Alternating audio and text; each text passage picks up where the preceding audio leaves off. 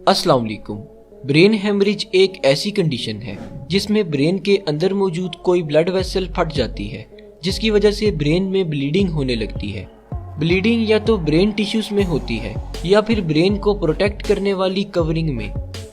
Brain की covering को meninges कहा जाता है और ये कवरिंग 3 लेयर्स पर मुश्तमिल होती है। इन 3 लेयर्स में ये जो मिडल लेयर होती है इसे एरेचिनॉइड मैटर कहा जाता है।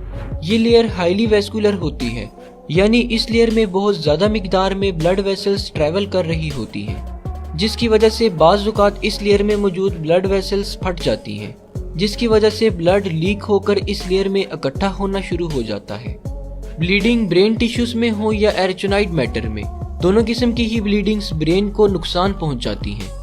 अगर ब्लीडिंग ब्रेन टिश्यूज में हो जाए तो इस केस में ब्रेन के सेल्स ऑक्सीजन न मिलने की वजह से मरना शुरू हो जाते हैं।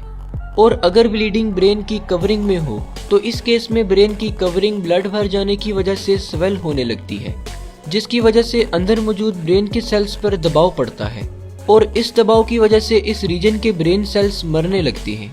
ब्रेन में ब्लीडिंग होने की बहुत सारी कॉसेस हो सकती हैं, जैसा कि सर पर कोई गहरी चोट लग जाना, हाई ब्लड प्रेशर की वजह से ब्रेन की रग फट जाना, ब्रेन में ट्यूमर का मौजूद होना या फिर मरीज को कोई ब्लीडिंग डिसऑर्डर होना वगैरह। अगर ब्रेन हेमरेज के सिम्टम्स की बात की जाए तो जैसे ही किसी शख्स को ब्रेन हेमरेज होता है उसके सर में शदीद दर्द होने लगता है और इसके साथ वॉमिटिंग भी हो सकती है। इसके अलावा मरीज देखने और बोलने में मुश्किल महसूस करने लगता है और साथ साथ जिस्म की कोऑर्डिनेशन भी खत्म होने लगती है। अगर ये सारी सिम्टम्स किसी शख्स में शो हो रही हों तो इसे फौरन डॉक्टर के पास ले जाना चाहिए, क्योंकि अगर ब्रेन हेमरेज की ट्रीटमेंट में जरा सी भी देर हो जाए तो पेशेंट की डेथ भी हो सकती है। ब्रेन हेमरेज को ट्रीट करने के लिए सबसे पहले ये जानना जरूरी होता है कि ब्लीडिंग ब्रेन के कौन से हिस्से में हुई है और इससे ब्रेन का कितना हिस्सा डैमेज हुआ है।